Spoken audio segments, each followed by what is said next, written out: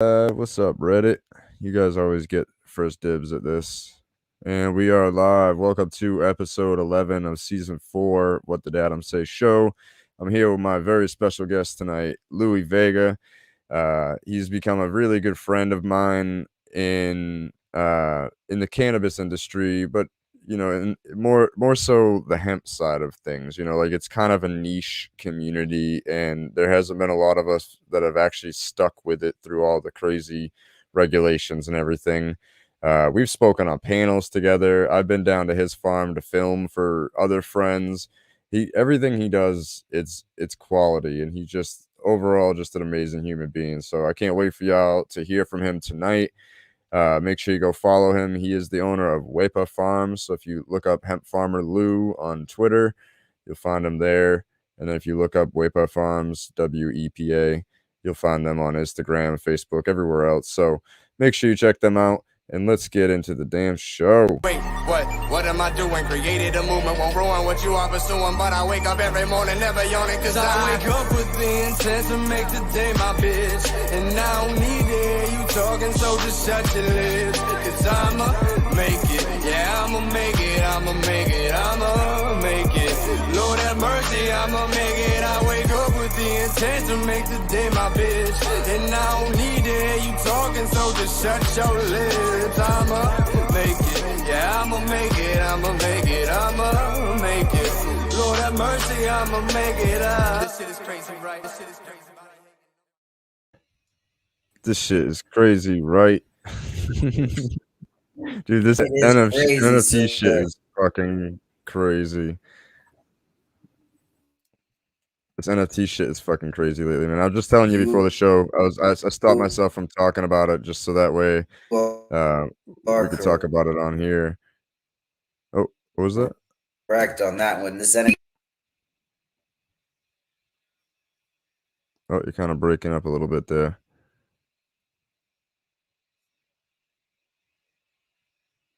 Uh-oh. A little bit of technical difficulties. If you're having issues, just refresh the browser screen that you're on, Lou, and it'll fix it. Sometimes that happens with StreamYard. You hear me? Yeah. Your screen is frozen it's a right little now. thing there. It's all good. We're excited.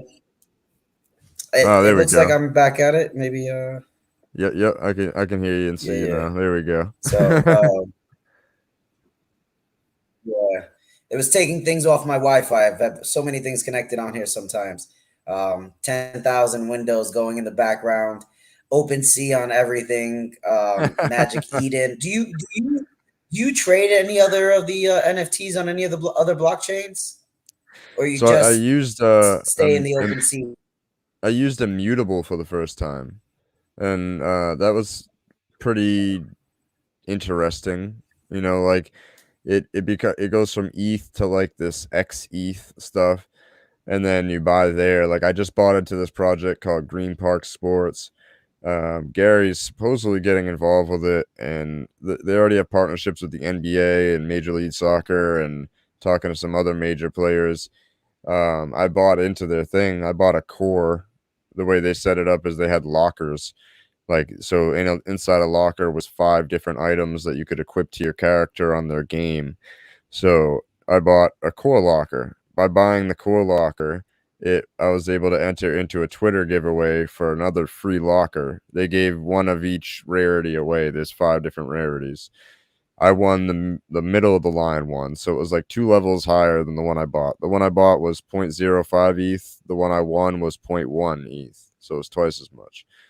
And then I looked today, and they sent me 2 of those lockers for 0.1 ETH instead of 1. So I got 2 free ones there, and another project I wanted to buy into, Blooniverse. I got that for free through the PLP program. Nice. It's Yeah, fucking nuts, dude. you know what? I'm pretty excited about the game. I'm looking forward the game of books. Is that what it's going to be? Game of book of games, or I'm trying to Something like remember. that. But There's gonna I be did, yeah, I did buy 12 books, so I get one of those, and I did buy it through Barnes and Nobles. So those little nuances, hopefully we can, we'll see what we get. I know you're in the same space. I know you did the same thing. I can't wait till we both hit up each other and say, "Yo, what'd you get?" Exactly. Exactly.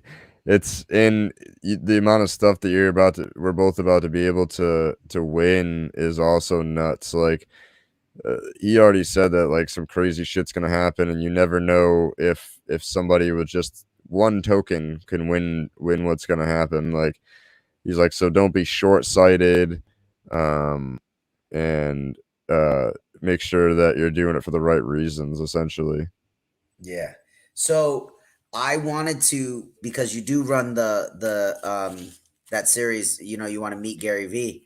yep. Um, there's been a really I'm also involved with the Crypto Cannabis Club. Okay. So before he even mentioned that the other day, he mentioned one of the Crypto Cannabis Club was one of those things he was looking at as well. I've been in that project now for about a month and a half ish, and I'm super bullish on that project. There's going to be an NFT game that's going to be gamified with cannabis breeding, little cannabis cups, things like that. So it's pretty awesome. You should definitely check out the project Crypto Cannabis Club. Hmm. Yeah, plant breeding, just like if you were mixing in. I had a stoned ape. I have stoned apes as well. Stoned Ape Saturn Club. Method Man just bought into some of those. Um, I kind of in the NFT space because you should. Pardon me. It's the good stuff. Says the good stuff. Um, so you have to. You're going to be spending a lot of money on these things. It is a lot of money for a digital JPEG, anywhere from 100 to 500 plus gas fees, up to some people are buying. A friend of mine just bought a Bored Ape. Um, he just bought a Bored Ape, and I'm like, okay. Actually, bought a mutant ape. He bought a mutant ape, and I was Dude, like, okay, okay. But he also owns a yacht, and he owns a tour bus, and they have a uh, project. So when you watch the Gary V videos from the wine party and the Bored Ape party, the big bus that he's behind with the NFTs is Jordan's bus. oh Um, shit. from the Tetrahydra Club. So Hmm.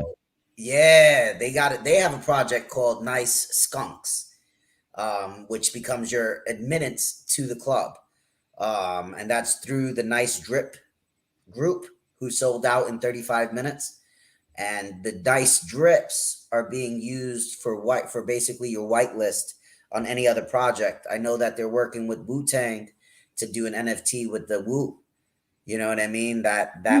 So I purchase personally when I'm looking at NFTs and projects, if I'm going to get into a project, I usually end up spending a little bit more to get like the stoner versions, because they all have a little variant with a joint or a blunt or whatever else. And it's always a small percentage because it's not the whole thing. And those are the properties I look for. I look for little joints or blunts, and it's always a small amount, and I'll get into it. Because even like the doodles, I didn't get a doodle, but they had a doodle with a joint. And I was like, oh, Mm. there we go. Those, because you have to want the piece of art. It is digital art. It is business too for an investment. Because I hook this all up through my investments. No matter what I do, I have to keep it in there for a year. Capital gains on that's the tax side of it. We can't be looking at these things as short term fuck arounds. Realistically, Yep. we're not just on the internet, right? Not on like live on. Yeah, yeah, we're just on the internet. All right, because the radio show we do, I can't curse or do anything. Oh yeah. um, Yeah. so the NFT space is really big, and what we've done now is genetics are hard to verify in the space. So what we're doing is we're attaching the NFT to the genetics, and we'll push them out that way so that every seed pack you get would also have that certification, basically that you got the NFT that contains the drops. You know what I mean? Yep. So we have all of those going out. We have a project that we have. It's called Baggies. So Hmm. uh, Everybody at one point went and picked up a baggie of something, right? No matter what it Facts. was, baggie of mushrooms, baggie of little white powders, baggies of everything. It's a baggie. You want to go someplace, you don't go empty handed, you always bring a baggie with you. You know what I mean? So that's one of the projects. That's the project that we're really pushing out right now. So for all the snipes out there, all the snipes, everybody looking to grab ideas from people. I already bought all the crypto domains for it. We already did all that. The website's coming out soon. You can't wait till you guys see our roadmap. We're giving away a Tesla. Really? Hell yeah. It's cool to do big stuff like that because it really helps to get people excited about it that wouldn't have been excited otherwise. You It know, just kind of yeah, you're right. And that's the idea. So we're going at it, and a dime bag, bro. What's a dime bag? 0.1. It's a dime. 0.1. So if we sell 1,500 of them, 2,000 of them, we can give a Tesla away. You know what I yeah. mean? Sell 2,500 of them. It's also going to be membership to the farm in Puerto Rico because we're, as Adam said, we're a hemp farm. We've been doing this throughout the country, and we also do it in Puerto Rico. I'm Puerto Rican. So on the island, we have hemp farm, and we have a finca or farm space that's being rehauled, and we want to make that a little destination, a cannabis destination. So you can come out, spend 3 or 4 days. If you own one of the NFTs as an access token, we'd make sure your cannabis was taken care of.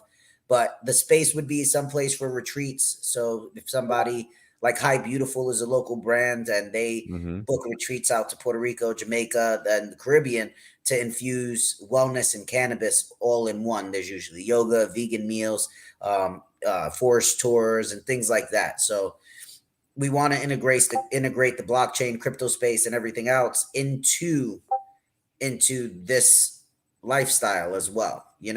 Bringing some of the more hippie-ish folk that would want to enjoy something and relax and aren't looking for the hustle and bustle of the city, but at the same time they're woke enough that they have some NFTs, that they're in the crypto space, that we understand, hey, the metaverse is coming, it's here, and there's a lot of things we need to worry about. And just talking, like, do you trade crypto much, or are you just like in the NFT space? I have basically given up on trading anything except NFTs. It's I really am going heavy. Like I think this is my niche. Like Nice. I like crypto, and I'm gonna throw this out there. It's your niche because you got a V friend. It's true. Like, It's let's true. not even. It's You true. got a V friend. It's continuously producing the Yeah. PLPs, the whitelist. I can't even get into some of the programs that you're able to because they sell out before they get out of the. You know what I mean? Yeah. Like they just sell out. I can't Yep. get in. So I don't necessarily trade crypto, but I invest in crypto. So like I got into Decentraland back when it was like 50 cents. It's at $4 Wow. right now. You know what I mean? So it's not like I'm Sheesh. selling this, but at the same time, we got kids. Right. Like I'm throwing $25 a week into crypto for my kids. Just watching it year on year for the next couple of years instead of throwing it into the traditional market. And then even in the traditional market, and I'm broke. Let's not even bullshit. We all broke. We're business owners. We invest everything back into our business. It's not like we got free money to just run around and play with, unless you own a V friend. And the reason why we say that, Gary, if you took a number on what the Halloween V friends that he gave away is worth right now, I want to say he basically gave away like $250,000 to 31 people. Like the floor was like 10 Ethereum at some point because there's only 31 of them. They only went out to those X holders. And you have an access token for the convention, right? Is that what you have, right? It doesn't have any other perks. Mine is special because it's a Gary owned original, so it was held by Gary. So just because of that, it's worth more money than like a core self-aware hair would be. Yeah. So that's what makes it even doper because yours is just one part, and it's a Gary owned original. But it's not anything that like promises you extra drops. It's not It's not like a podcast or an interview or a FaceTime or like 15 minutes, or yours is just literally the technical utility is just an access to the convention, right? Yep. Technically your only utility, Yep. but it's shown that you get drops. You get put on the whitelist, that you get your randomized portion, you get access to more information. Then you also have access to the VFriend community. Listen to me sitting here hyping it up like I'm a part of it or something. Uh, I mean, you bought into the book, and I do think that the book is going to be version 2 related for sure. I don't I know do. what it is. I'm amped. Me too. He did say that it might be like a version 1.5, like maybe not a 2, but a 1.5, because he said that he's definitely coming out with version 2 Q1 of next year. Q1, so January to March, somewhere in that vicinity. And these tokens are dropping in the middle of December. Realistically, if you don't own F right now, pick up some Ether, pick it up, save it, because you can answer this question probably a little bit better than me, because I'm still the floor on that first round. Obviously, it's going to be open up to you guys before it even gets out to me. I have to make sure I have like 4 or 5 of these things to hopefully try to get in there. It's going to be open mostly to you guys first. Yeah. Yep. And that's where it's like, hey, if we got a friend someplace, you let me know. If you Hey, pick up what's up, 2, we'll Chaotic? work it out. Right. Yeah, man, it's an interesting thing, and it's just building the space because the communities. I talk to people, and they're like, "Hey, I'm gonna do an NFT. It's gonna make me rich." I'm like, "Do you have the community behind you? Right. Like, do you have who's gonna buy your NFT? You can list them, but if you don't have anybody wanting to buy it, You're shit out of luck. it's like any other piece of art." Yeah. Yeah, like it's hard right now because we didn't get planted until late this year. We didn't get planted until August. So because we planted so late, the plants grew like knee high and then started flowering. And not a lot of them popped up. Like I planted 25,000 seeds into my acre, and like maybe 3 or 400 popped up. Oh, And it was a lot of males that popped up, I noticed. So I think my seeds went dormant oh, because I'd planted too late, and they were probably like, wait a second, I'm not gonna get to full maturity. There's no point for me to grow. And I wouldn't think that happened, except we planted late last year too, because we were just getting onto the farm. I actually just found some information out about. I'll bring up that story again after I say this, but we had complete crop failure last year because of the drought, and we planting late. We weren't prepared for the drought. I didn't know how to deal with it. Learned how to deal with it, but those first 5 weeks of not knowing how to deal with it really fucked us. A bunch of those popped up this year, yeah. and they popped up like in April, and by like June they were like taller than us. And it was insanity when he sent me pictures. He's like, I got to cut all these down. I was like, yeah. He's like, why? I was like, because we're switching the license from Urban Acres to Terra Apothecary, and it's a whole new thing. So like they're gonna re-inspect us, and we can't have plants growing here. So yeah. But Yeah. so I went through Cornell and did a soil sample test. Dude, my soil samples are like in the 98th percentile. They're so good. The only thing that was off about it was the pH was low. So I limed it once Right. 5 weeks ago, and then either this upcoming Monday, if it doesn't rain, or the Monday after, I'm gonna lime it again for the winter, and then in March I'm gonna lime it again for the spring. And by then we're doing another soil sample test either next Monday or the Monday after, whatever Monday I do the lime. Just trying to get everything done in one day.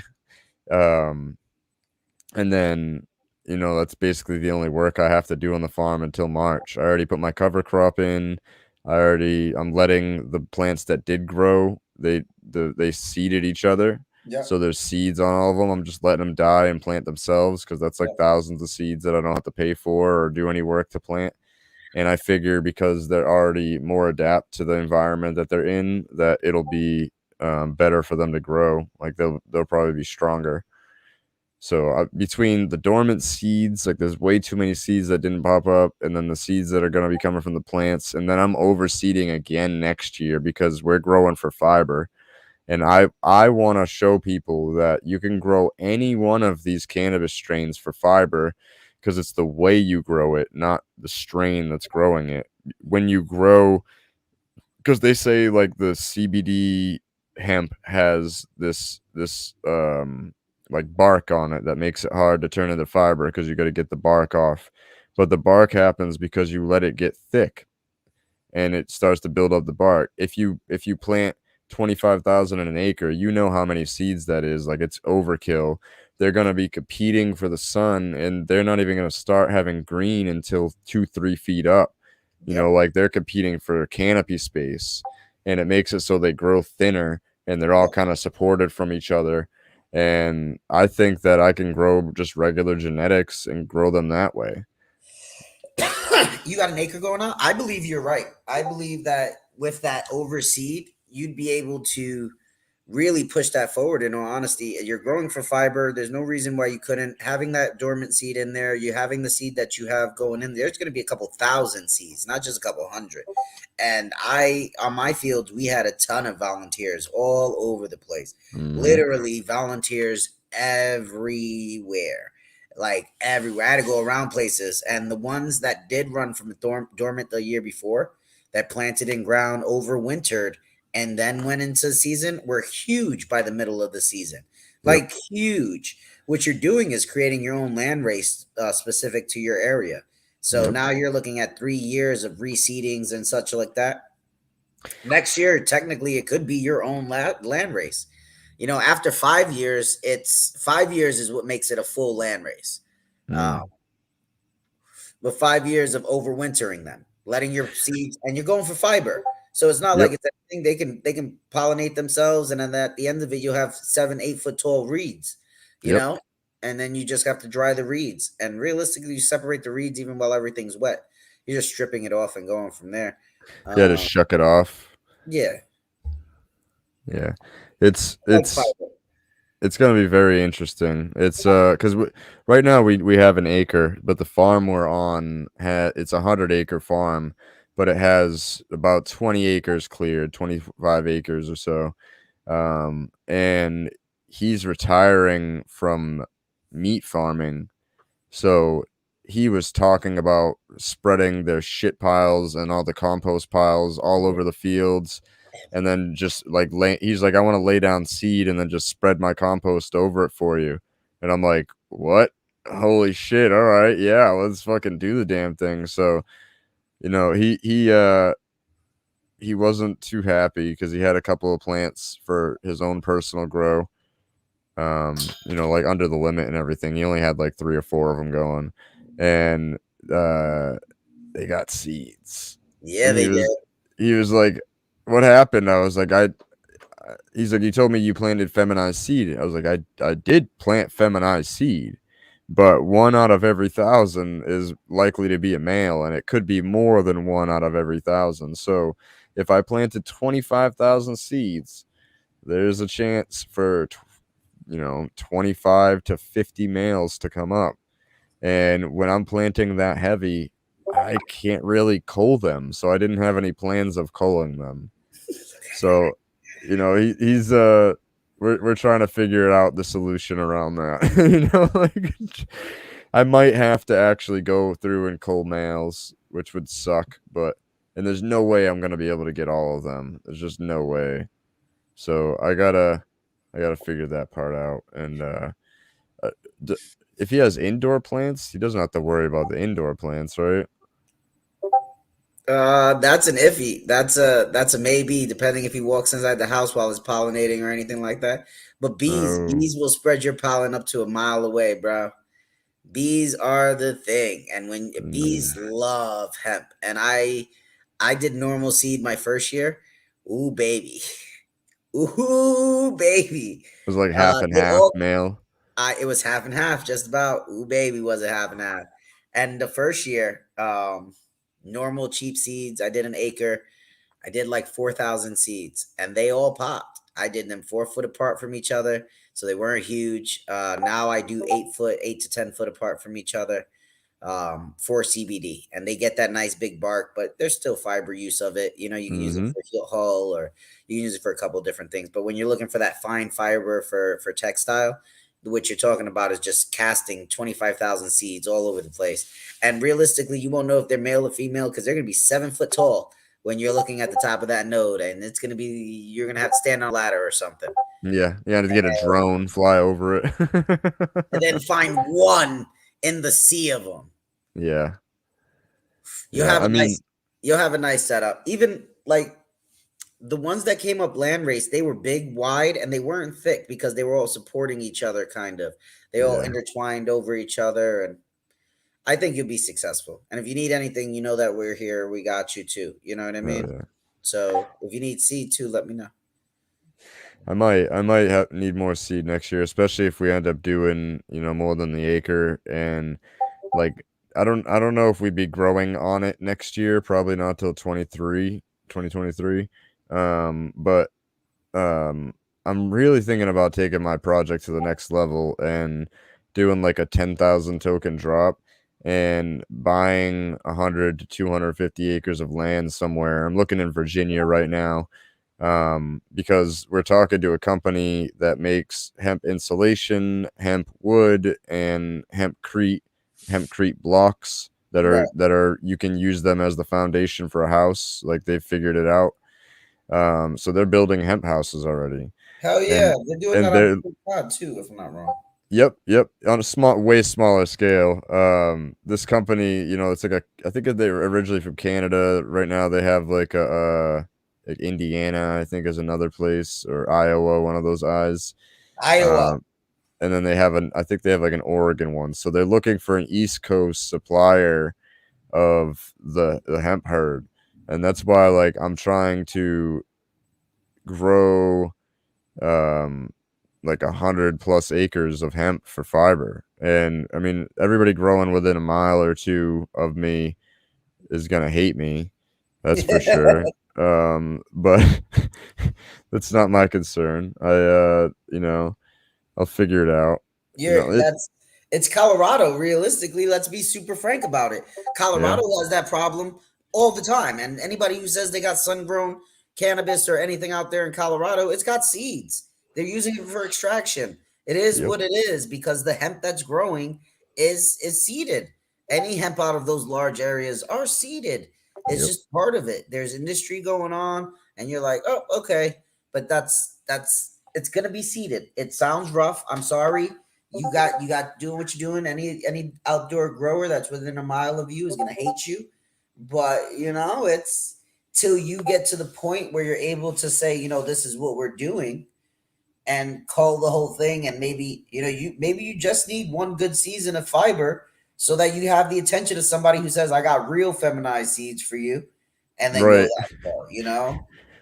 Yeah, So that's why I kind of wanted to go that route, because with feminized, at least you have a better chance of not having a whole field of males. So, like, if you have 30 or 40 out of 30,000 plants, that it's most likely that the pollen is going to hit the plants around the area. Like, it doesn't have an unlimited amount of pollen. right, it'll get an immediate thing, and then that's it, and then those will just drop seed for next year. But Exactly. It'll still get out, though. yeah, and then the dopest thing I think is uh triploids. Have you heard of triploids? So triploid, Triploids? yes, TRIPOLDS for hemp or cannabis seeds. They are guaranteed female 100% because they actually remove the pollinating male plant. So they are run through. So you do have to start with pulling the genome out, and that's how we're getting a lot of high THC strains becoming CBD strains because they're literally going in there out the full THC portion. Um, Interesting. they do this with agriculture already. They already do it with geraniums, vinca, ground covers. Watermelons and shit. Exactly. They already do this. So a seedless watermelon is a triploid. They're unable to reproduce. So now you'll get a female plant, but even if there was a male around it, it wouldn't be able to pollinate it. So it just stops the ability for it to reproduce. But instead of developing pollen sacs, it would only develop flowers. Hmm. So the receiving portion of it. Ron, you said what is seeded? I'm not quite sure what you mean by that. What is seeded? Like are you asking like what a seeded cannabis plant is? Maybe I'm just dumb. No, I think it was more when I said anything out of Colorado is going to be seeded if it was grown out there. Oh, yeah. So seeded, he means that like with the hemp, the hemp is because it's the same exact plant as marijuana. Marijuana and hemp are both cannabis. The hemp can pollinate the marijuana. And so if you have a sun-grown marijuana in Colorado, you most likely will have seed because there's a shit ton of hemp growers out there that are growing for fiber and everything because they have the land to be able to do that. That's what's so tough about Massachusetts is there's not really a lot of land to grow. And that's why like I'm looking at Virginia. I would love to look at, I don't know how the prices are in Puerto Rico for land, but that would be cool. I don't know. The biggest part of that is, and I tell everybody, we'd love to have you down. Let's have those conversations. You just have to have the cash available because you can't take a loan because you wouldn't be from the Puerto Rican island. You know what I mean? Yeah. Well, I mean, it would be from, being if once we sell out the project is when we do it. So we'd be buying it cash anyways. Exactly. You let me know. I got all the Puerto Rico's a tax haven for crypto too. So yeah. That's why everybody's moving there. How much can you get like 100 to 200 acre plots of land out there? Depending at what part of the island, yeah. Interesting. Yeah. So that's where we're pushing through. You can get have a 100-acre farm in the middle of the island. You know what I mean? It's not beach access, but it's more mountainous. The land is amazing to grow on, super fertile. But you're in the inland of the mountain you're in the inland of an island. So think rainforests and things like that. So it'll rain every day, but it's beautiful rain that has a sunshine with it, and the rivers are beautiful, and their animal and wildlife is amazing, and there's wide open acreage for you to basically grow on. So yeah, I've never been to Puerto Rico. I really want to go. It's definitely on my bucket list, and I'm really hoping. I'm like over here looking at land right now. Like how much does land cost in Puerto Rico? Because like I could get 250 acres in Virginia for $700,000. It's nutso. It is. Just as having conversation for 500, you could probably pick up 100 acres.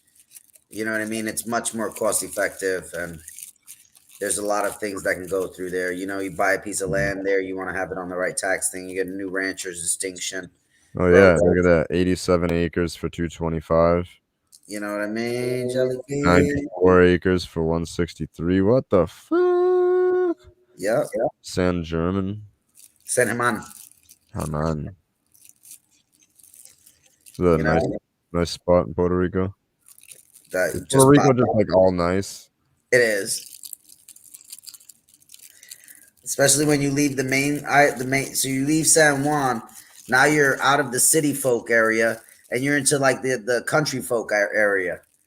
So now it's all suburbs. Not really suburbs like we would think of suburbs in the Northeast, but like it's the campos.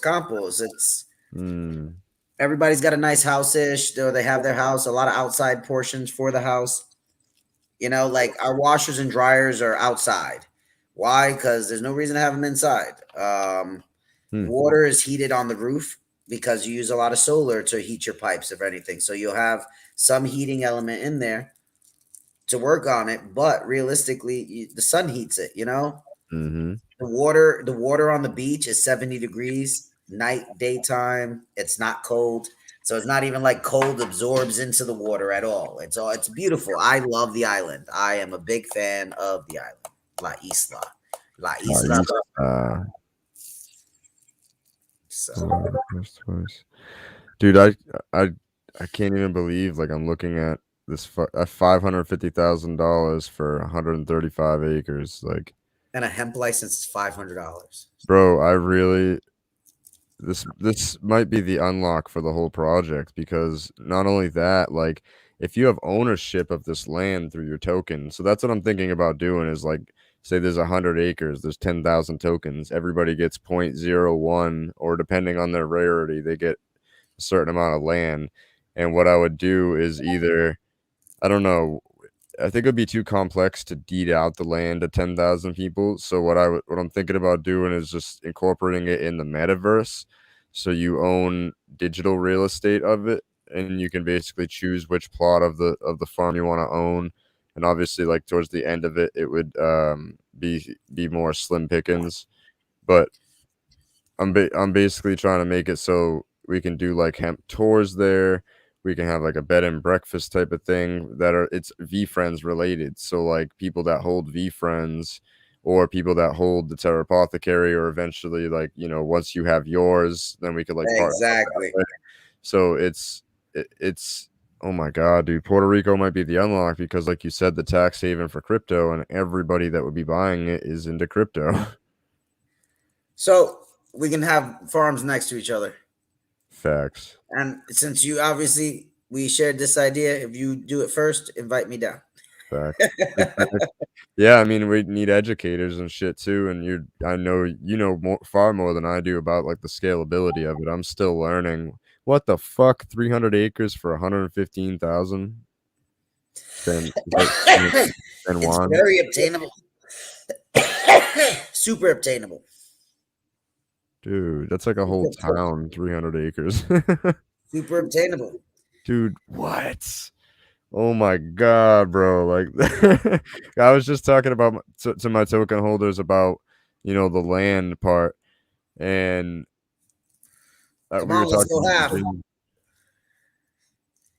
We'll pick up 300 acres. Throw a project out there. Seriously. I'm dead serious. I got a lot of stuff that can handle. We can talk offline as well. Yeah, But fuck yeah, seriously. yeah. And I'm Puerto Rican. So that goes along with like if when you're in Connecticut or Massachusetts, natives have native preference at the Mhm, casinos and everything else for contracts, for supply chain. I'm Puerto Rican from Puerto Rico. So mhm. native preference. You know what I mean? Facts. Oh my god, dude, I really just like I so last night we had a meeting about like I'll answer your question in 1 second, Ron. I just saw it. He had a cross-pollination question. Sorry that we haven't answered yet, but um we were talking about the carbon sequestering and we were talking about, hemp fiber has 4 times as much pulp as wood fiber does. So, it takes if you grew 1 ton of hemp fibers and 1 ton of wood fibers, it would have 4 times as much pulp. So you'd be able to do 4 times as much with the hemp pulp. And it grows in 6 months as opposed to 50, 60, 70 years. And you don't have and cover crops, so it's continuously covered. Like that's important for sequestering carbon. And then not only that, the amount of carbon that's put out to actually cut down those trees, turn them into wood and everything that would be saved. Like it was just such an unlock in my head, dude. Like we're working on this crazy, crazy fucking proposal and it's probably going to be like 20, 25 pages long. And it's all about carbon sequestering, phytoremediation, and things like that. And then using the stock afterwards for more carbon sequestering. And it's dude, fuck man. I would even honestly, I would be on board with partnering with you to like drop this next set of fucking tokens and shit. Like we could even like because I trust you as a person and your skill. Like not only do you know that land, that climate, which by the way, do you guys even have fucking winter there? So is it year round growing? 5 turns. What the fuck? 5 turns. Wow. Dude. Sheesh. So Ron on No Twitter light asked, depth. No light depth necessary. You can grow in the fields. Literally 14-hour days year round. 14-hour days. You're supplementing light with, when you do construction on the road, mm-hmm. you put up those big halogen lights with the generator or whatever. Yep. You drill 4 of those per acre. You get an extra hour in the morning and an extra hour at night. You only have to run them for like 4 hours, 2 in the morning or 2 at night, or just do 4 hours in the morning. And now I like doing it at both ends because you're still using some of the sunlight. So it's like dusk and dawn. So you basically have your full day plus your dusk and your dawn, and you have a regular night cycle. So the plants grow really well. The soil is still great. It's moist. There is no drought that happens because it's an island. It rains every day for about 15, 20 minutes, right in the middle of the day. It's perfect. Like, not to sound, it is and then you can just grow continuously. It's just literally growing continuously. Every week you could put out seeds and then just use a different acre, a different field for your flowering. But it doesn't hurt your veg. You turn the lights off. Every couple cycles, you just do it that way. Because once you turn the lights off, it's all flowering. If there's no supplemental light, it's always flowering. So it's always flowering weather. How much does a trip to fucking Puerto Rico from here cost? $150 round trip. No fucking way, dude. It's ridiculous, bro. You got a place for me to stay up at if I go there? Bro, the Airbnb I stay in San Juan is $40, cannabis friendly, and the lady who runs it gives a vegan smoothie in the morning, and she's a vegan, so all her meals are right off of the trees from the area. $40 a day, bro. Yeah. Because I'm thinking if I'm looking at land, I gotta fly out there and see it anyways. So like, I got a real estate guy out there. I got, like, if we were going out for that, they would actually pick us up. There's a whole, oh, thank you so much for coming to be a buyer in the area. You know what I mean? And they treat you right.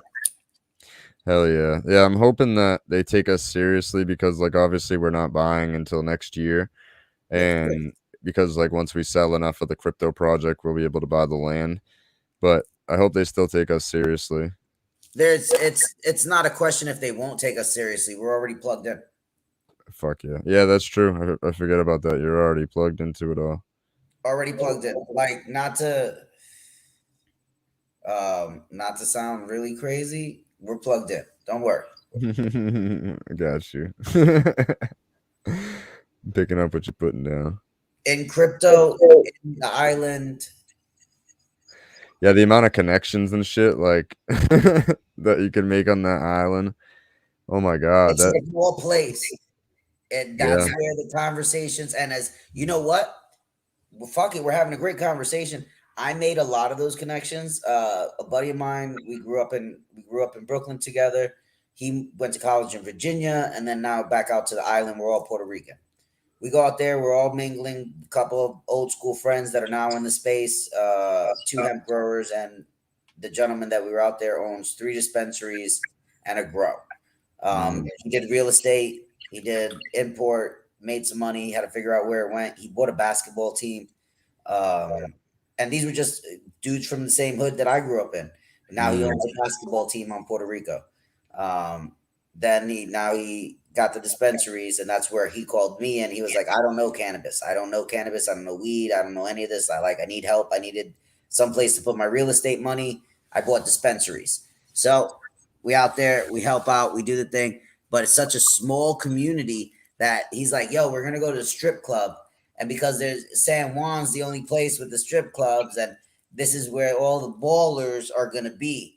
And I'm like, what do you mean? And it turns out that's where everybody was at the strip club, the gentleman's club, because serving booze and shit, and going from there. So it was pretty cool. I was like, wow, I don't drink, so is that cool? They were like, nah, go ahead and spark up. I was like, sold. I was like, I'll come now. I said, guys, I don't drink because I don't drink. So, and it wasn't like I'm anti-drinking or just I ended up choosing weed as my. It's your thing. Yeah. My thing. So I was like, can I smoke weed in there? They were like, yeah, we're going upstairs. I was like, yes. That's Like, fuck.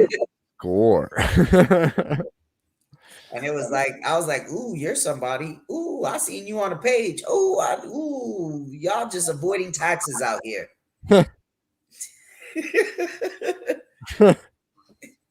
They were like, how you know? Oh my god. But It's you know, man. My mind is like fucking turning right now. I just text my fiance. I was like, "You want to go to Puerto Rico?" She's like, "No, we need to buy a house." I was like, "It's gonna be paid for by the cryptocurrency, like our flight ticket, or our business expense, dude." Like, she's so like, I was like, "It's not gonna cost anything." She's like, "I find that hard to believe." Like, you know believe what? it, sister. This is I as we grow businesses.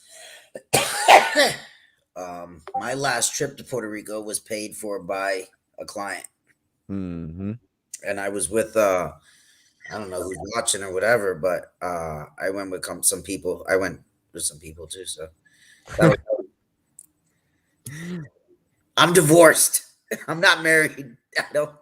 I'm not dating. I'm divorced. I'm not married. Um, Maybe I need a friend to travel with me. Who knows? Right now, Michael travels with me. Michael, my lab manager, he's Mhm. been with the team for a minute, so he comes with me everywhere. We went out to Vegas, and everybody's like, "You're bringing a plus one." I'm like, "Yup, Michael." So it's Love it. you know, so that's where I'm at this point. You gotta put on for the homies. That's what it's That's all about. you know what? It's a blessing that he's a paid employee as well. He volunteered in the beginning. He volunteered his time. Then I was able to pay him. We were friends in general. He hasn't let me down, and it's crazy sometimes when you go into. And I didn't go into business with him, so it's not like he's a business partner or anything. I was doing this, and he was like, "Yo, bro, I got your back." And not even like I got your back, and I want to be an owner. It was I got your back. This is a dream of all of ours. I had gotten him an interview at a couple grow facilities in like Rhode Island and Massachusetts, and he did that for a while. So he was a professional, was a vetted grower for the larger facilities. And when I got a little bit bigger, he was like, "Yo, can I come work for you instead of working for these people?" And I was like, "Okay." And I hired him. He's been with us for about 2 years, and he bangs everything out, busts his ass, works extra.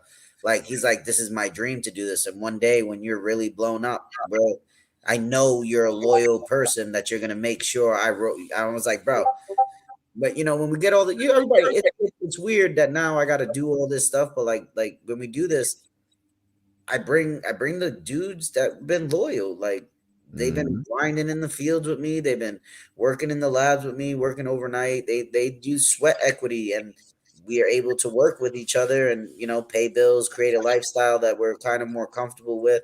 And so if that means, hey, we're going to Puerto Rico or we're going to Las Vegas or we're going to Florida, then that's what we're doing.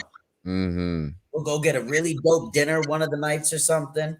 I'll make sure that we take care of that. So like in Vegas, we went to this really anime themed ramen spot, faux ramen spot in Las Vegas, in Little China, in Little Korea in Las Vegas. I was like, yo, this is so dope.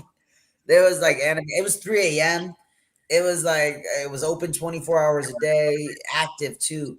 They do like a hot ramen soup challenge. Somebody came in and challenged it. So it was like a whole thing in the air. And I was like, oh man, this is crazy. And we had such a great time. You know what I mean? And it Mhm. was just, it's hard sometimes to find that 3 or 4 hours to relax with coworkers, friends, work, people in the business with you, and actually see it as a human, relaxing time Mhm. versus it being the rigmarole of business and shit like that. Like so many times we lose the human aspect of what we do. I expect the world from the people that work for me, and they do give me the world. And half the time it's like, cool, I bought lunch and it's everybody's eating lunch in their own office area that they're doing stuff. And Mhm. like bring in something and make food or real quick, or Dragon, the young man, he comes in, he's like, oh, I brought some weed for us to smoke, and I'm like, cool, but everybody ends up in their own room. Like I needed to, as the business does everything, I needed to work on managing my business and growing my business. And you understand this wholeheartedly. If you're spending your entire time running the business, meaning planting the seeds, harvesting, watering, figuring out what's going on, product development, putting people in places and smiles on faces, you don't get to focus on actually paying the bills, actually making sure that the administrative part is being done. And that shit takes a lot of time too. Trying to find more contracts. So if you're spending all your time producing a product and only have 3 or 4 avenues for revenue, wouldn't it be cool if you could take 10 hours a week and just do more sales development? Like that'd be, where are you going to find that 10 hours though, And that's where it gets rough. And now I'm able to actually work on the business, do this. This is something entrepreneurial, as we have this. This is still technically work. People may not, it's 9:30, we are working. We're Yep. talking about our brands, we are building our environment, creating our network. You have an entire, I can't see any comments. I don't know what's going on. I don't know where things are. It's pretty dope. You have so much stuff and information and content that you're building out of this. This is work. So if somebody's like, oh, Adam's just bullshitting on the internet.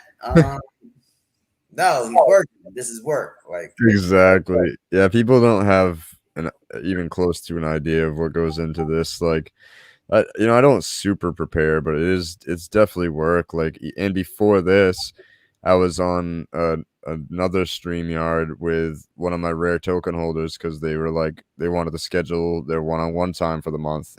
My rare token holders get me one-on-one for an hour every month. Like, if you want to take me out in person, cool, but they'll mostly be like, virtual. And so I was doing that right before this, and I had to, the promo that I shared on Instagram and Twitter and all that. I had a template on Photoshop that I can just like plug everybody's picture in and change the name and the episode number. That file just got completely corrupted, like for no reason. I have no other files on my computer that are corrupted. It's just that one file is fucked. So I had to redo the whole thing, like redo the template and do it again. So that took me like an hour or so.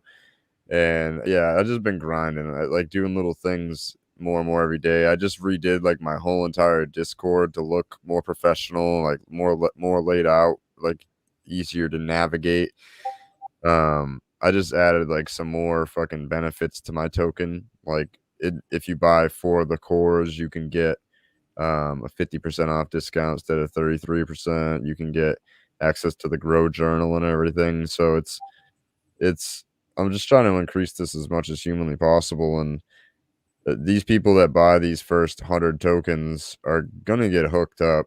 Like when the project drops for wherever we buy land, which kind of looks like it's gonna be Puerto Rico, it's gonna be something fucking crazy, honestly, because we're not only doing the land in wherever, most likely Puerto Rico, hopefully. And remember, no passport necessary. Yeah, it's the U.S. Exactly. No passport necessary. Everything's in English. There is Spanish, but all the paperwork and everything's in English because it is the U.S. Cars are on the right side of the road. Money and everything's in the right things that it's not European. It's normally you travel throughout throughout the Caribbean, it's a lot of European influence. A lot of European colonies or then independent nations that are going on there. So I think the Isla is probably the most dopest place to do any of these things. That's my opinion. So Ron asked, how do you stop cross-pollination from happening? Like he said, do you just grow indoors? And like you can, but your filters have to be on point. You have to make sure that you're getting like blown off before you go into your grow room. It's complex. It's the same way that you can easily get spider mites on your plants if you're not careful. Easily. All it takes is one. one spider mite can cause a whole infestation because they're asexual. They just reproduce by themselves. They're a fucked up bug. They are shitty, shitty, shitty bug. Yeah, they really are. Not so Connecticut's state animal is the praying mantis. Ah. So we have tons of praying mantis all over the place. So I would see them all over our outdoor crops. So that's why when people when you talk about spider mites, you're like shit, Mm-hmm. indoor. I'm like, well, just put the plant outside for a little while. Put it outside for a week. If you're just starting and you're okay with putting your plant outside, just take it out of the inside because natural predators are going to take care of it outdoors. Yep. Outdoors, you'll have your ladybugs, your praying mantis, you have wind, and so many different factors that would clean the plant before you actually have any issues. We talk about sun-grown cannabis, but mites is not one of the big issues with outdoor grows. That's a huge issue with indoor grows. Mites love the perfect condition of indoor grows. Outdoor grows, you're looking at more like botulism from tomatoes, or like molds that come from sunflowers and stuff like that. That's where you really got to worry about some of that stuff. But as long as you're doing the right IPM, integrated pest managements, and the preventative maintenances, and the right nutrients in the soil, if you've got good soil, or if you dropped manure right as you did the seeds, like you guys, I'd be really dope to like if you spread seed and till in his cow manure or horse manure or beef manure or whatever he had, but tilling that in with your seed, Yeah. that would go that would mix it all in, and that would make it work, babe. That would be fucking fire. I'm And not serious. only that, but he's got like basically like an acre wide of compost, maybe even more. Yep. And it's like all 10 feet high. Like so much compost. So Yep. much compost. And yeah, he's like, we should put down rows with plastic. I was like, I don't want to do that with this. I was like, I want the ground cover. I want the weeds. I was like, so I'm gonna What are have you to just using as ground cover? so I'm using the natural weeds that grow. What I'm doing in my field is that I'm getting rid of Robo. um uh there's some kind of plant. It's not like hogweed, it's something weed. And it gets like these spiky things on it and it's super invasive. So I kill those off, but I let everything else kind of go that stays knee high. And then I plant in the winter for my cover crop. I've been planting winter rye. So um it's like a full comprehensive approach, but I having the ground cover because my main goal is carbon sequestering. Having the ground cover is everything. Like I've now fully converted to no till, which helps to keep the carbon sequestered that's been sequestered. It doesn't release it. And a multitude of other benefits, like the fact that once I fix my pH, if you don't till, you don't really got to do that again. You just got to keep amending it the way I normally would, keep feeding it, add a little bit of beneficial bacterias in there, and that shit will do its thing. It's actually like crazy how little work there is once you get the land balanced. Like once you like even when we grew for CBD, the hardest part of it was the training of the plants. Like cuz we low stress train them. So we just kept like tying them down and then you'd go back a week later and it slid up and it grew and then you got to tie it back down. So like but we had slip knots and it took like, 10 15 seconds a plant, which is a lot if you were doing fucking 40,000, 50, 60, 70,000 plants. So it's not really like a scalable thing. So it's probably not something we would ever even do again, like Yeah, I agree. That's individually tying them down is so rough when you have so many. mhm. Like it's just man. It's just, oh, I actually just got a V friend thing. Do you do football at all? Not really. No. So they have their Discord on Sunday for the Sunday Red Zone, and Mm-hmm. they give away a PO-op every week. Oh, Um, yeah, so I'm collecting those PO-ops. You know what the PO-op is, right? yep. Yeah, the proof of attendance. Yep. So those are pretty cool, and then you can mint them later. And as they all, I believe, if we hold them for a while there, as they mint, as more than likely Matic or the Polygon network is going to be where a lot of things are going to go because of the no fees. You know, Mm-hmm. like, do you have like a actually? I'd suggest it. Do you have like a dot crypto or a dot ETH name or something like that yet? No, dude. I almost did terapothecary.eth. I almost did that, and I did IO instead. I went with like the crypto typical and domain ending, and I if I would have done the .eth, that ENS shit. I don't know too much about it, but I've heard that that shit's Oh, popping off. bro, I missed that one. Yeah, Everybody got a huge airdrop from all that. Apparently, yeah. I was like, mother flowers. But because when I bought dot crypto, so I didn't even buy dot ETH. So I Mm, bought on dot cryptos, and I figured because you can link the website and the wallet to both of those. mm-hmm. So like, if you want to send me anything, it's wepofarms dot crypto. Dude, speaking of crypto, fucking crypto.com is now the is instead of Staples Center, aka like one of the biggest arenas, is now the crypto.com arena. Yep. That's fucking insanity, dude. Like Bro, I'll throw it out here right now. Crow, CRO, the crypto.com's been busting, dude. yo, and I got in when I opened my crypto.com account was the day that they listed sheep. All Mm-hmm. right. They listed sheep. I went on there, I spent $250. They gave me $25 a crow. I bought $250 of Shiba Inu. I today the $250 is now worth $2,000.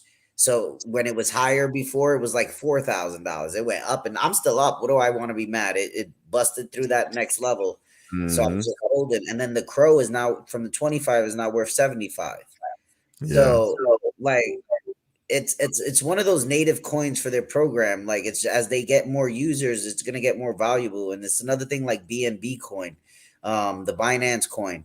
That when Mm. I got into Binance coin, I had like 4 or 5 Binance coins because I was cleaning up small amounts on Binance. And that was back when they were like $15, $20. And then I didn't watch it for a month and a half, and they were like $500. And I was like, ooh, I got like 6 of these.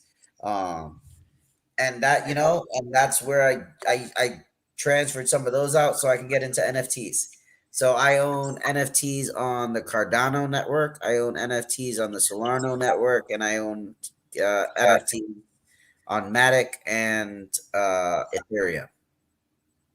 So Yeah, I've been waiting to buy fucking Crow. I'm actually looking now and it's down 11%. I'm like, ooh, this might be a time for me to do this because what I'm gonna do is I got $25 for joining crypto.com back in like March. But in order to unlock that $25, you need to stake $400 a Crow. right, So I I should have sold it. My Shiba was up to like 550. I put like you, I put 200 in, but I didn't put it in until it was at the last high. That's when right. I bought in, and then it crashed right after I bought it. And it once I stake $400 of Crow, that $25 is now $185. That's awesome. So as soon as I put $400 into Crow, I unlock $185 basically. It's fucking crazy, dude. Like and something a lot less volatile than Shiba. Oh yeah, and Crow's going to be more stable because it's the native coin for that program. That Hmm. coin's not going anyplace. It's integrated in there. And to think that they just bought the Staples Center, bro. Like It's gonna go that's crazy. and that's not an American company. Crypto.com is an Asian company. Ah, so the sky's the limit. Yep. Yeah, because when you're talking about the Asian, you have India with over 1 billion people, and China with over what 2 billion people now. Like that's like almost half the population with just those two countries. Not even counting Russia and all the other fucking countries in Japan and Taiwan and North and South Korea and Vietnam. All these different countries, like uh, Like holy, America was a new market for them. They were already established in Europe and Asia, yeah, so now they move over to the Americas. It's they had already they are the Coinbase of their countries. Coinbase is an American company. mm-hmm, You know what I mean? So I got into Coinbase when they were only offering 3 items: Ethereum, Litecoin, and Bitcoin. That was yep, it. So I've now watched as they list coins on other exchanges. That's where those little explosions happen. mm-hmm, And Crow was listed on all the other exchanges as well. It's listed on Coinbase. I go on Coinbase and I buy Crow. I got my father into crypto 2 weeks ago. He sat in my office here. He set up his wallet. He went through the thing. He was like, "Oh man, I can take the classes and earn a couple dollars." And I was like, "Cool, you're antsy. You want to have something?" He was like, "Yeah, hook me up with some." So I bought him some Crow. I bought $100 worth of Crow, CRO, and I sent it over to him. It cost me $10 in gas fee, but then he was like, "Yo, Nate, hmm. this cool." He's like, "Yo, it's always going up. It's always doing something." I'm like, "I see you, Pop. Look at you, excited about that. Learn something new." He's like, "Can I put like real money in it?" I was like, "You do whatever you want, man." Do you have one of these? Oh, got it. Yeah, Yeah, I didn't stake that one yet. I got the actually, where's my wallet? I got my yeah, Coinbase card. That one yeah, right there. I got that one. yeah. Yeah, yeah. I have Gotta, all those. you gotta. I'm pumped about it, man. Once I stake that crow, it's gonna be over with, bro. Like, Yeah. it's because that shit's just going up and up and up and up and up. So it's like I literally will have put 400 in, and it's gonna end up being 4,000, 40,000 eventually. Like Oh yeah. it's going crazy, and like with how quickly crypto in general as a market is gaining popularity. Like we've seen a mass mainstream introduction to cryptocurrency this year. Like it's been crazy. And Oh, some people, that are very like politically divided think that cryptocurrency is more of like a right wing thing. It's like, no, dude, like it's not a bunch of rich people getting into this. There is, obviously there's rich people that are smart, see this and they're putting their money in it. But a lot of the people I know that are like you and I that came from humble beginnings, and we're just putting a few $100 or $1,000 into this and hoping for the best. And luckily, everything I've put money into ever so far is profitable by at least like 2x, if sometimes 5. I think my biggest is 28. So it's everything is just busting. And again, it is like you said, a lot from the V friend. Like the flip I made from 0.08 ETH to 2.22 ETH in a day was all predicated off the PLP program. It was the Grills Gang project, and I got on the whitelist for that. So I minted one, and the one I got was like number 193 rarity out of 10,000. So it was just like super fucking rare, and like it got sold for almost 3 ETH by the person who bought it for me. So I'm like, fuck, I could have got 3 ETH for it. I could have listed it higher.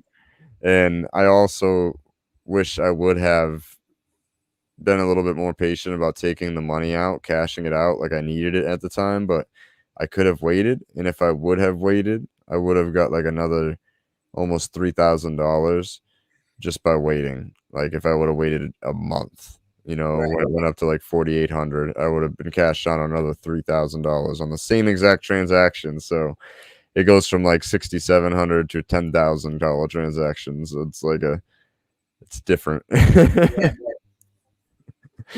I'm just trying to get it, like, I actually just started working full time again because we're trying to buy a house, and I need income on the books for that, and, like, I do have cryptocurrency, like, income now, like, I probably made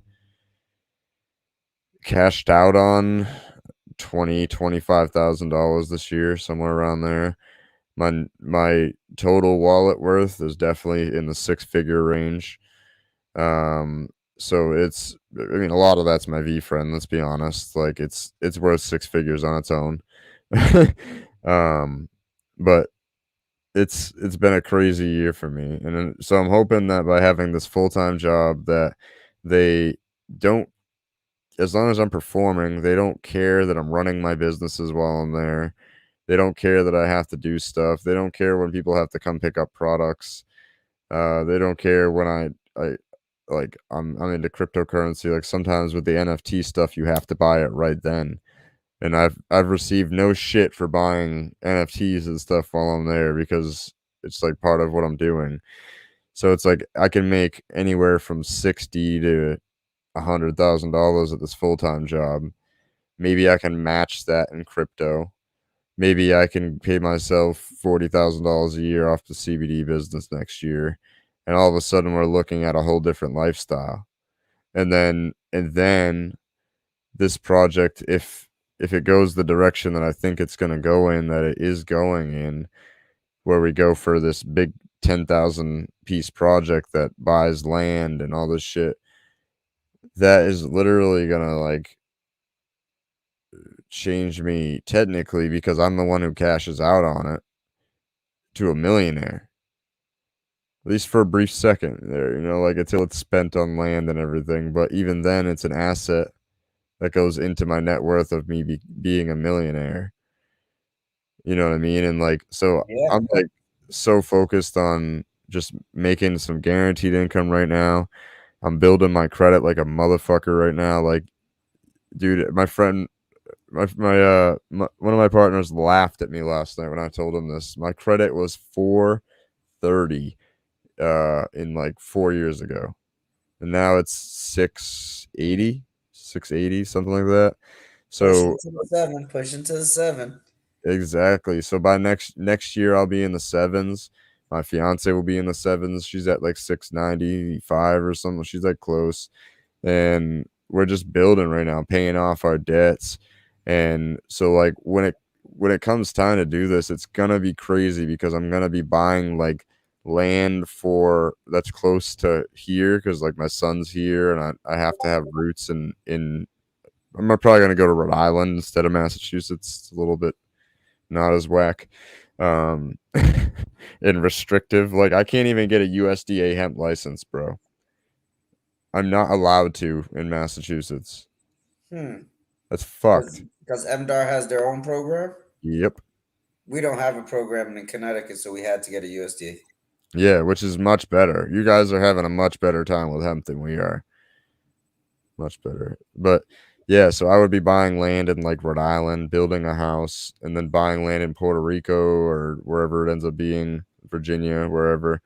And then, you know, clearing some of that land. Like it's gonna because I'm so focused on carbon, I got to be real strategic about how I clear land too. Like what I'm gonna aim for is like hopefully we can get a property that has like a lot of dead trees and stuff, and we can clear out the dead and keep the trees and everything.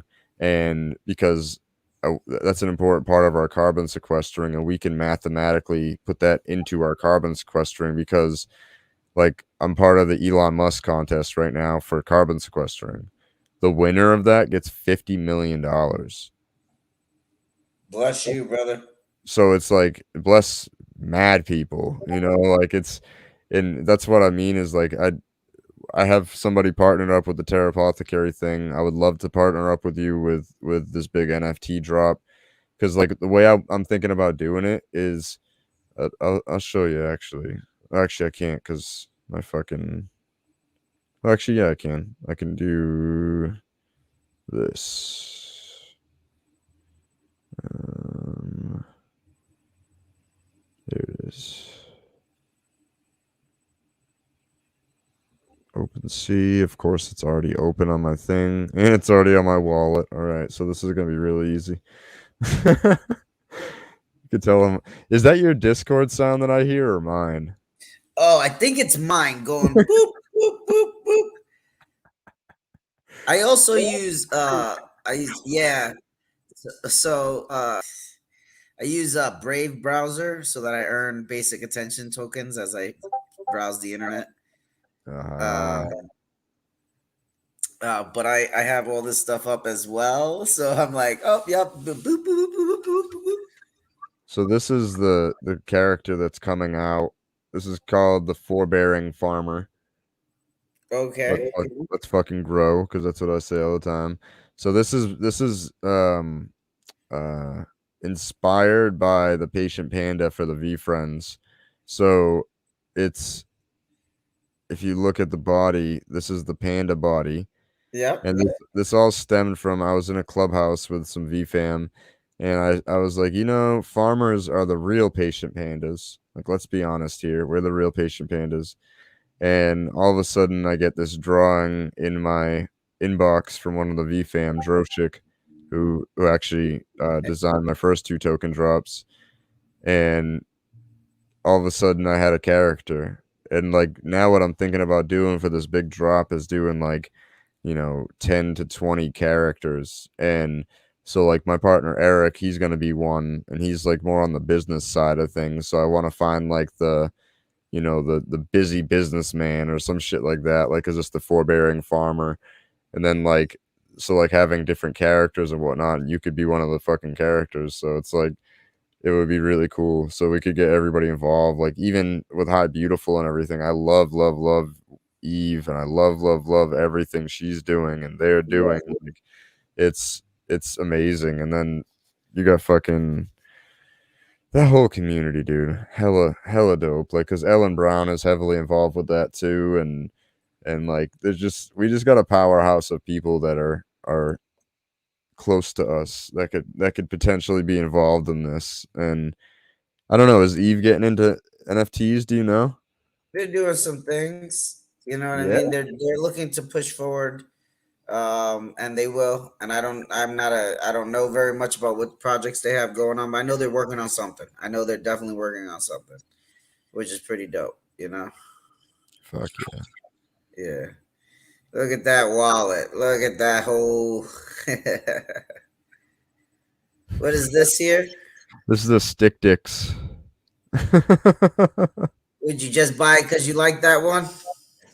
So it's a randomly generated one, and I got like, again, it's kind of rare. So let's see, properties: 3%, 4%, 3%, 6%, and then even the big ones are 1732. So it's a pretty rare one. It's probably in the top like 1,000 out of, no, they only minted 5,000, so it's probably in the top 500 for rarity. And then And got it listed for an ETH. So if anybody wants to buy it, they can buy it for an ETH. And that would where'd be you get that from? Was it dropped through the PLP or something? Or no. So that was actually something that Jake Paul had like put me onto. I've been following him and just kind of like, okay, he's involved in this project. People kind of like, his net worth is going skyrocketing soon too, like yep, whether people like it or not. And yep. I'm gonna buy into this project. This one is one I got in the PLP, my Bella from Blue Studios. And again, I think they're revealing how rare your traits are. Oh, here we go. I was gonna say my background: 1%, 5%, 4%, 3%, 5%. All these different traits are like super fucking rare.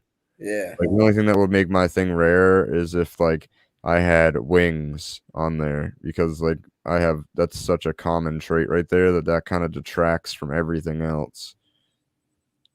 I knew that background was rare. I fucking knew it. You know what's crazy about this? This is a randomly generated, AI generated art, right? So they Right. choose like 100 different arms and 100 different shoulders, and they just Yep. kind of like meld them together. Not only does it have an orange background, which is my favorite color, it has a fucking farmer I love it. hat. Yeah, so that one is like Dude, the art and the utilities on it is crazy. It's like my friend described it to me as Disney level access for like learning how to draw and animate and things like that. NF Daddies, that's a dope project. They're VFam, they're Okay. like all about teaching people how to not only learn about NFTs but drop your own NFTs, and they will most likely be helping me with the 10,000 token drop. This one's super fire. Eternal Royals. Yeah, I've seen those actually. Yeah, I bought it. I bought two of these. Oh man, one of them. Which one? Actually, I bought both of these off secondary. I missed the mint, and I got it for the same price as mint on secondary. Because some people are just super paper hands. They see that, fuck, the floor didn't go up immediately. I'm just gonna sell it and make my money back while I can. And Yeah. people like me come in and scoop that fucking floor up. If I could have afforded more, I would have. Because the art and utilities on that is so fire. Yeah. Yeah, yeah, and that's a VFam project too. This one, it was super cheap. I think I paid like 0.001 for it, but Yeah. my favorite number is 28, and I don't know, I saw this and was like, "Cool, I'm gonna buy the I bacon one." bought, I bought something from Gary's wallet once. I did too. I bought fuck, where is it? Is it in my other wallet? I have two wallets too. So that's my main one. That's my flex wallet. That's like that wallet's got some shit in it. This one's decent. So this one's fire. Portal to the Underworld. I like this one a lot.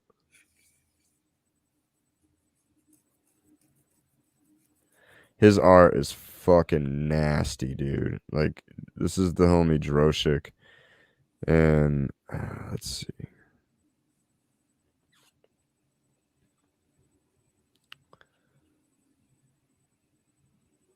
Like his art is so unique. That's dope. So another one of the V fam, bought into. I actually kind of forgot that I had that in this wallet. Like I might transfer that over to my main wallet because I want it in there. Oh, you got to Um, pay the gas. yeah, that's the shitty part. So I have to wait till it's low, which low lately is like fucking $80. Like Oh, it's I paid 75 yesterday. I had to sit and wait for it for a little bit. yep. So I sat and wait and watched, and gas is cheapest for me like at 4 a.m., 3 a.m. Oh, this is the one I bought. I saw that Gary had a Cana card in his wallet, and I bought it. Nice. It's a Colombian gold.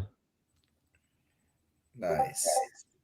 So that's one I got from his wallet. Vector bots, that's a cool project. Bit shields, that's a dope project. I actually got to get some of these in my main wallet, man. Like fuck, I don't want to pay that gas. Can I do them all at once? Probably bundle it.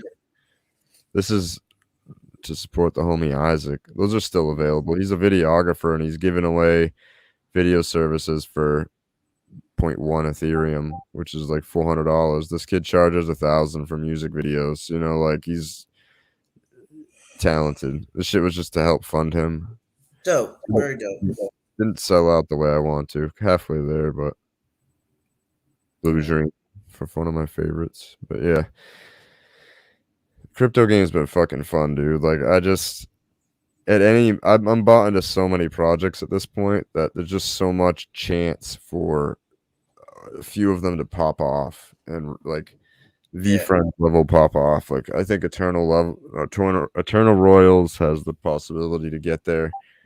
Two of my biggest fuck ups is Board Ape Yacht Club. I could have bought that for like 0.04.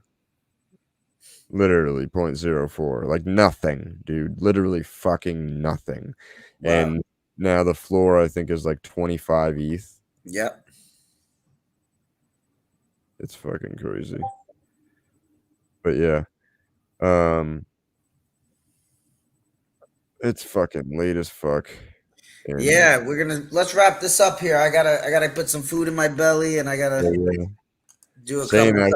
I got it. I ate dinner and then I got seconds and then I sat back down and like everything hit me at once and I was like, oh, I can't eat it. Now I'm like wishing I saved that bowl of food because I really want it now.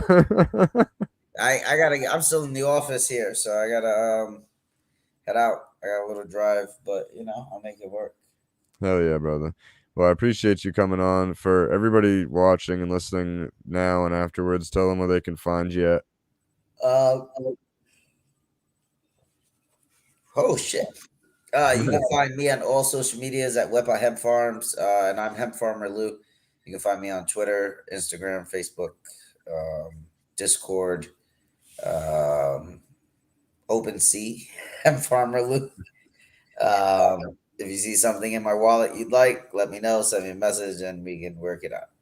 Oh wait, one last question: is MJ legal in Puerto Rico? It is medicinally legal. Working on legal. Hell yeah, fuck yeah.